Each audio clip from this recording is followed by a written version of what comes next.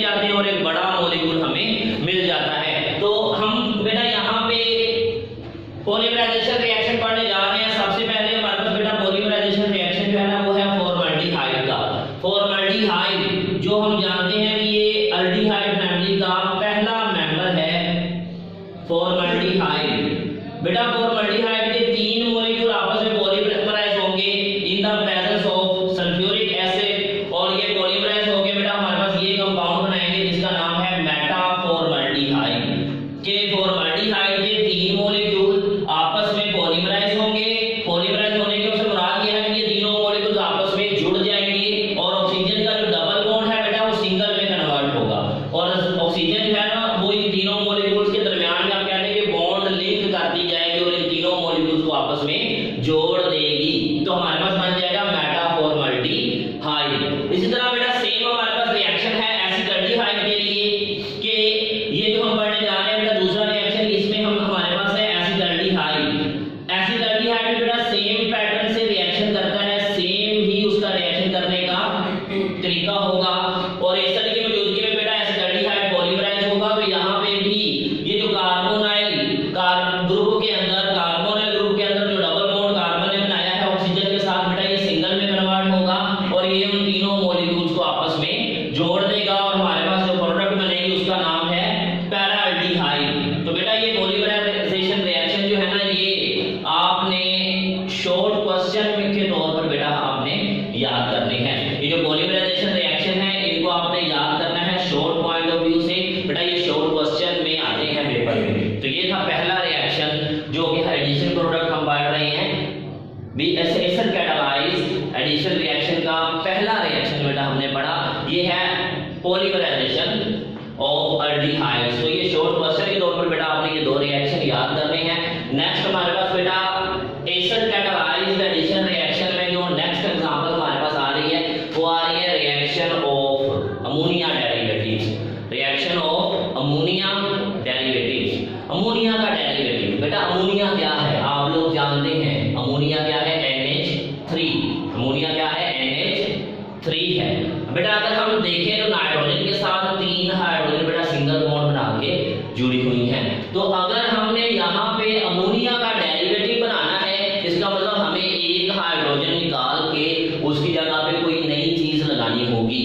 तो बेटा हमने क्या किया, हमने यहाँ से इसका हाइड्रोजन एक, ये वाला हाइड्रोजन ये रिमूव कर दिया, इस हाइड्रोजन को हमने क्या कर दिया, रिमूव कर दिया। आपने बात याद रखनी है कि अगर हम अमोनिया में मौजूद 3 हाइड्रोजन में से एक हाइड्रोजन को जो नाइट्रोजन के साथ जुड़ी है उसको रिमूव कर दें, और रिमूव करने के बाद हम उसकी जगह पे एक नया ग्रुप ऐड कर दें, वो कोई ग्रुप भी हो सकता है, हम कहते हैं लेट्स सपोज कि वो जी ग्रुप है, ठीक है। तो हमारे पास जो नई चीज बनेगी बेटा ये इस अमोनिया से हमने डिराइव किया है, इसलिए हम इसको कहेंगे अमोनिया डेरिवेटिव। हम इसको क्या कहेंगे, अमोनिया डेरिवेटिव। अब बेटा इस अमोनिया डेरिवेटिव्स में ये जो जी ग्रुप है ये हमारे पास बेटा कुछ भी हो सकता है। हम इसकी मिसालें पढ़ेंगे कि ये जो जी ग्रुप है बेटा ये कुछ भी हो सकता है, OH हो सकता है, NH2 हो सकता है, ये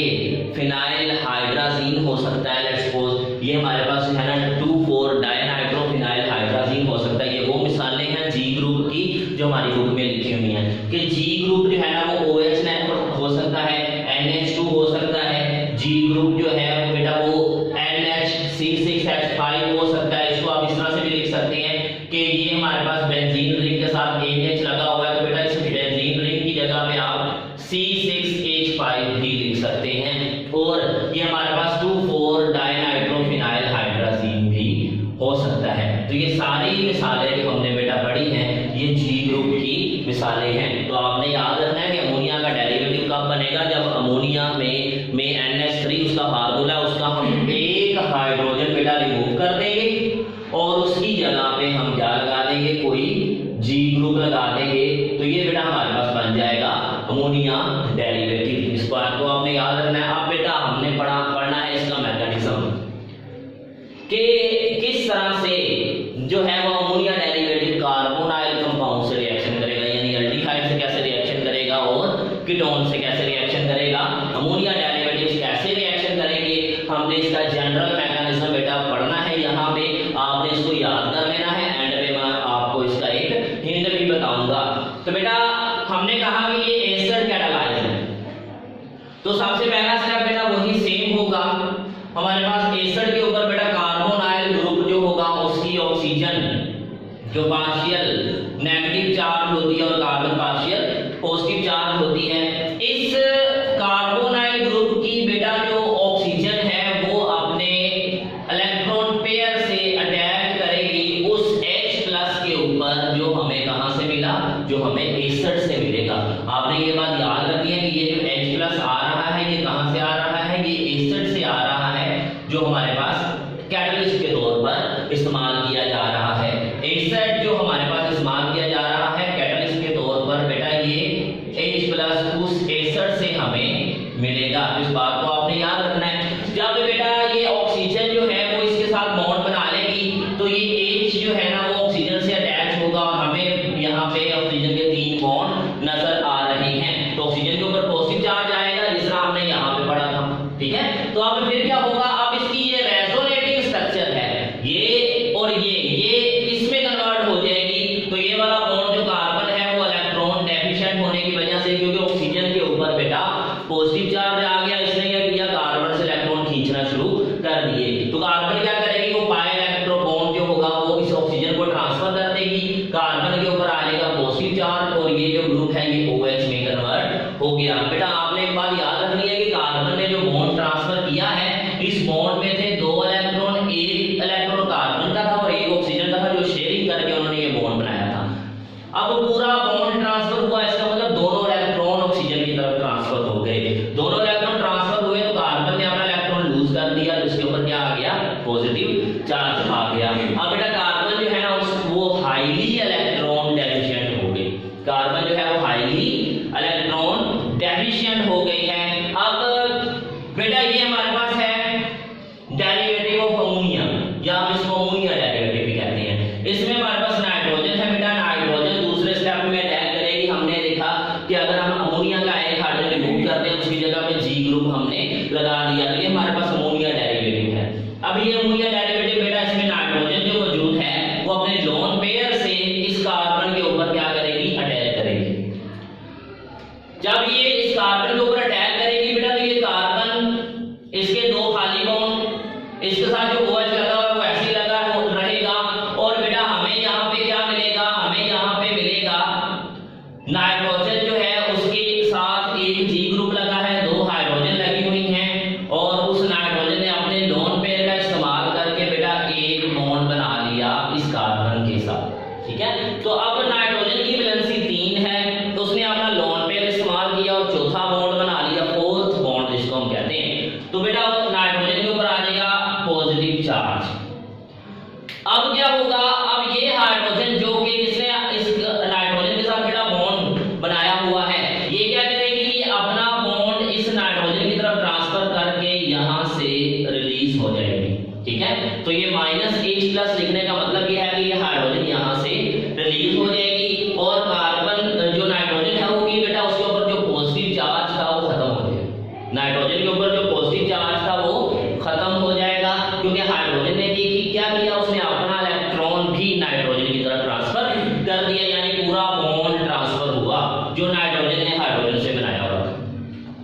हमारे पास बेटा ये स्पीशीज बन जाएगी जिसमें ये हाइड्रोजन चला गया तो नाइट्रोजन के साथ एक हाइड्रोजन रह जाएगी और नाइट्रोजन के साथ एक ये G ग्रुप लगा हुआ रह जाएगा। तो बेटा ये दोनों नाइट्रोजन के साथ हमने इस तरह लिख दिया, ये हाइड्रोजन यहाँ से रिलीज हो गया और ये वाला पोर्शन है हमें ये चीज मिल जाएगी, ठीक है, हमें ये स्पीशीज जो है वो मिल जाएगी। इसके बाद नेक्स्ट स्टेप में बेटा क्या होगा, ये जो हाइड्रोजन यहाँ से रिलीज हुआ था उसके ऊपर ऑक्सीजन यानी कि इसी को उठा के बेटा आपने तीसरे स्टेप में ले जाना है। पहले स्टेप में क्या हुआ था, प्रोटॉन के ऊपर ऑक्सीजन ने अटैक किया, कार्बन को जो है इलेक्ट्रॉन डेफिशिएंट हो गई। दूसरे स्टेप में न्यूक्लियोफाइल ने अटैक किया। तीसरे स्टेप में वाटर यहाँ से रिमूव होगा। कैसे रिमूव होगा, ये स्पीशीज हमने यहाँ से ऐसे ही उठाई, यहाँ पे लिख दी। अब ऑक्सीजन यहाँ पे जो मौजूद है बेटा इसके ऊपर 2 लोन पेयर होते हैं, हम जानते हैं। ऑक्सीजन अपने लोन पेयर से इस H+ के ऊपर अटैक करेगा। ये H+ कहां से आया, जो यहाँ से रिलीज हो रहा है, ठीक है, जो यहाँ से रिलीज हो रहा था उसके ऊपर अटैक करेगा और ये बन जाएगा OH2। एक H तो पहले ही ऑक्सीजन से अटैच है, अब दूसरा भी हाइड्रोजन आके लग गया तो क्या बन गया, OH2 बन गया। तो बेटा हमारे पास ये फिर से ऑक्सीजन के ऊपर पॉजिटिव चार्ज आ गया। अब बेटा नाइट्रोजन क्या करेगी, नाइट्रोजन के पास आप लोग जानते हैं कि अगर नाइट्रोजन ने 3 बॉन्ड बनाए हैं तो उसके पास एक लोन पेयर होता है। वो अपने लोन पेयर से कार्बन की तरफ बॉन्ड बनाएगी, कार्बन को कहेगी मेरे साथ डबल बॉन्ड बनाओ। कार्बन ये पूरा बॉन्ड उठा के इस ऑक्सीजन को दे देगी और ये यहाँ से वाटर मॉलिक्यूल बन के रिलीज हो जाएगा। इसके बाद बेटा हमें ये चीज मिल जाएगी, कार्बन का ये वाला बॉन्ड तो टूट गया, ये किसके साथ बना, नाइट्रोजन के साथ। कार्बन का नाइट्रोजन से हो जाएगा, एक बॉन्ड पहले ही था, एक बॉन्ड कार्बन का नाइट्रोजन से पहले ही था, अब लोन पेयर ट्रांसफर होने से दूसरा बॉन्ड भी बन गया, तो कार्बन का नाइट्रोजन के साथ डबल बॉन्ड बन गया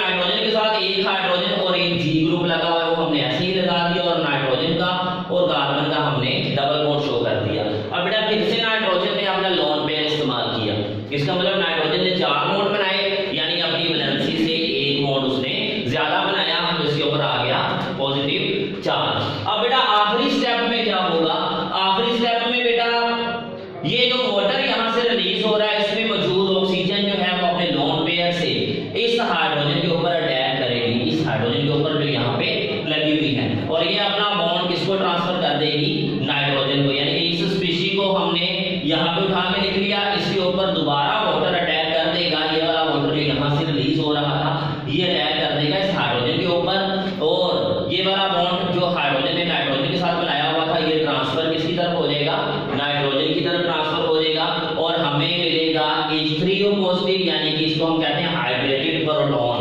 इसमें एक हमारा प्रोडक्ट वाटर है और एक H+ है, H+ और उसके साथ क्या है, वाटर है, यानी कि इसको हम कहते हैं हाइड्रेटेड प्रोटॉन H2O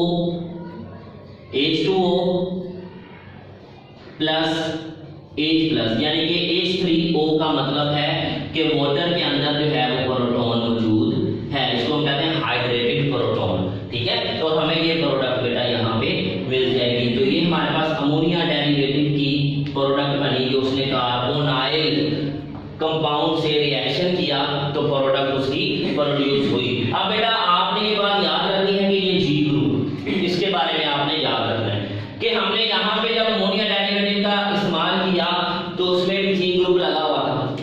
ये जी ग्रुप जो है वो प्रोडक्ट में एसिडिस लगा रहा, यहाँ पे भी ये जी ग्रुप लगा रहा, इसके बाद यहाँ पे भी जी ग्रुप लगा हुआ है, यहाँ पे भी जी ग्रुप लगा हुआ है, और इसके बाद बेटा जब जब हम रिएक्शन करवाते हैं पूरे मैकेनिज्म में हमने देखा कि ये जी ग्रुप जो लगा हुआ था बेटा वो रिएक्शन से रिएक्टेंट से प्रोडक्ट शुरू में से लेकर एंड तक पूरे मैकेनिज्म में इस जी ग्रुप ने नाइट्रोजन के साथ लगा था, नाइट्रोजन के साथ ही लगा रहेगा, ये रिएक्शन में पार्टिसिपेट नहीं करेगा। यानी कि बड़ी आसान बात है, हम इसको एज अ हिंट इस्तेमाल कर सकते हैं कि नाइट्रोजन जो है ना बेटा उसने अपनी दोनों हाइड्रोजन लूज कर दी, वाटर मॉलिक्यूल बना दिया, और नाइट्रोजन ने डबल बॉन्ड किसके साथ बना दिया, कार्बन के साथ। अगर हम इनको शुरू में देखें तो ये मेरे पास रिएक्टेंट है nitrogen carbon double bond oxygen, और ये मेरे पास अमोनिया डेरिवेटिव है, इसमें नाइट्रोजन का हमें प्रोडक्ट में डबल बॉन्ड मिल रहा है कार्बन के साथ, यानी कि उसने अपनी दो हाइड्रोजन दी और कार्बोनाइल कार्बन ने ऑक्सीजन ट्रांसफर किया तो वाटर रिलीज हो गया और कार्बन का डबल बॉन्ड नाइट्रोजन के साथ बन गया।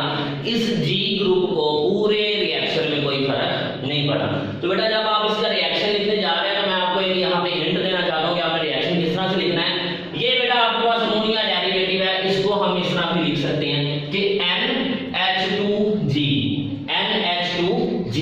तो अमोनिया डेरिवेटिव का कार्बोनाइल ग्रुप से हम रिएक्शन करवाते हैं तो बेटा कार्बोनाइल ग्रुप से ऑक्सीजन जो है और NH2 से दो हाइड्रोजन ये आपस में मिलकर हमें क्या बना देंगी, वाटर बना देंगी। क्या बना देंगी, वाटर बना देंगी। ठीक है, और नाइट्रोजन के साथ दो हाइड्रोजन लगी थी, दोनों रिमूव होगी, इसका मतलब नाइट्रोजन के दो बॉन्ड खाली हो गए। कार्बन का डबल बॉन्ड ऑक्सीजन के साथ था, इसका मतलब कार्बन के भी दो बॉन्ड खाली हुए, तो नाइट्रोजन और कार्बन जो है ये दोनों बॉन्ड आपस में बना देंगे और हमें क्या मिल जाएगी, प्रोडक्ट। बात समझ आ रही है बेटा, ये रिएक्शन का हिंट है। अगर हम एक स्टेप इस रिएक्शन को समझना चाहें तो ये हिंट जो है ना वो आपने याद रखना है। तो ये था बेटा अमोनिया डेरिवेटिव के साथ कार्बोनाइल कंपाउंड्स के रिएक्शन का मैकेनिज्म, ये मैकेनिज्म आपने याद रखना है। इसके बाद हमारे पास आ जाते हैं बेटा इनकी एग्जांपल्स कि अमोनिया डेरिवेटिव हम जी ग्रुप जो है ना बेटा उसको चेंज करते जाएंगे, रिएक्शन मैकेनिज्म सेम रहेगा, रिएक्शन का तरीका जो होगा बेटा वो यहाँ पे सेम रहेगा, हम सिर्फ जी ग्रुप चेंज करते जाएंगे। सबसे पहले हमारे पास बेटा जो रिएक्शन आ रहा है अमोनिया डेरिवेटिव में वो है रिएक्शन विद हाइड्रोक्सल अमाइन। कि हाइड्रोक्सल अमाइन को अगर हम समझे तो बेटा आपने ये बात याद रखनी है कि हाइड्रोक्सल अमाइन में ये जो OH है बेटा ये हमारा G ग्रुप है, ये जो OH है ये क्या है, हमारा G ग्रुप है। तो G ग्रुप OH की जगह पे यहाँ पे लगा हुआ है। तो बेटा ये हमारे पास जो है ना वो हमने कार्बोनाइल कंपाउंड लिखा, जिसको हम कहते हैं प्रोपानोन, जिसको हम कहते हैं डाइमिथाइल, जिसको हम कहते हैं एसीटोन, ये तीन इसके नाम। तो क्योंकि हमने यहाँ पे देखा कि कार्बोनाइल में जो कार्बन के दो बॉन्ड खाली थे वो एंड तक खाली ही रहते हैं प्रोडक्ट तक। ठीक है, तो अगर उसके साथ मिथाइल ग्रुप लगाएंगे तो उसको भी कोई फर्क नहीं पड़ेगा। रिएक्शन कहाँ से होगा बेटा, रिएक्शन सिर्फ यहाँ से होगा कि ये नाइट्रोजन जो है ना उसके साथ लगे हुए दो हाइड्रोजन और कार्बोनाइल से जो ऑक्सीजन लगी है ये दोनों मिलकर आपस में बना देंगे वाटर, ये दोनों आपस में क्या बना देंगे, वाटर। और ये नाइट्रोजन जो है बेटा वो इस कार्बन के साथ डबल बॉन्ड बना देंगे, तो ये हमें प्रोडक्ट मिल गया। इसके साथ ये जो OH है बेटा ये G ग्रुप के तौर पर लगा हुआ है, ये G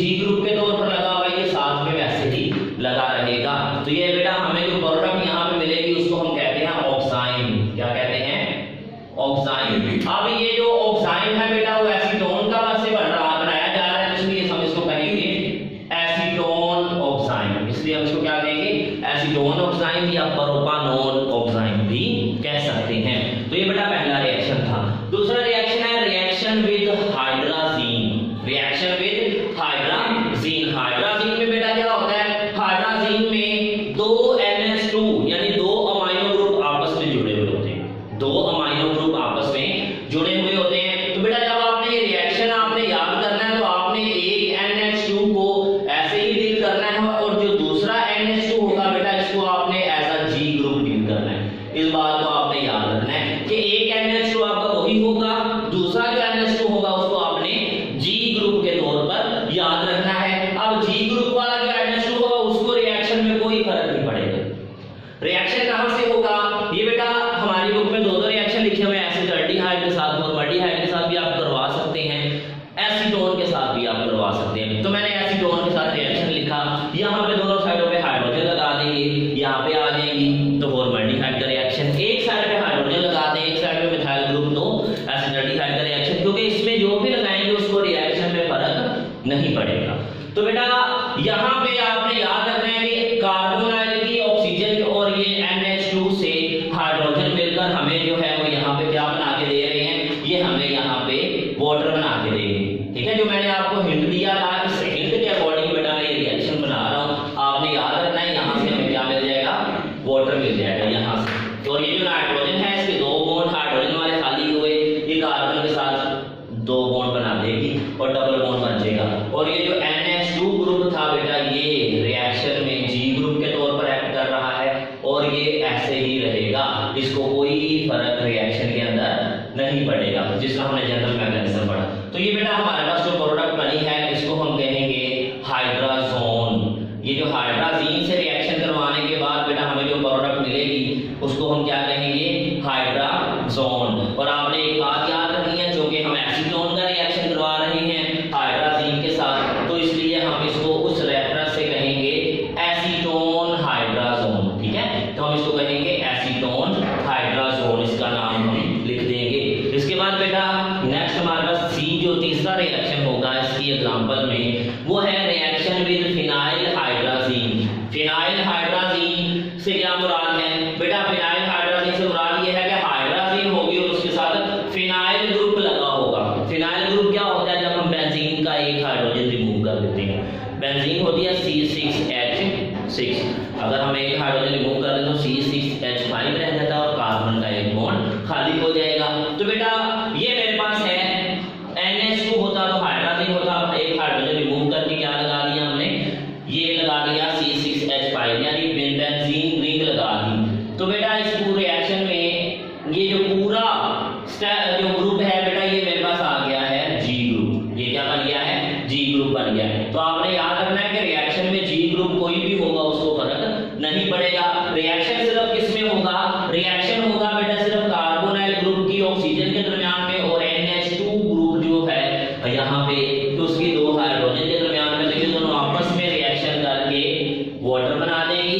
और ये जो नाइट्रोजन होगी बेटा इसका डबल बॉन्ड बन जाएगा इस कार्बन के साथ, और ये हमारे पास जो G ग्रुप था बेटा वो इसमें एज इट इज लगा रहेगा, इसको फर्क नहीं पड़ेगा।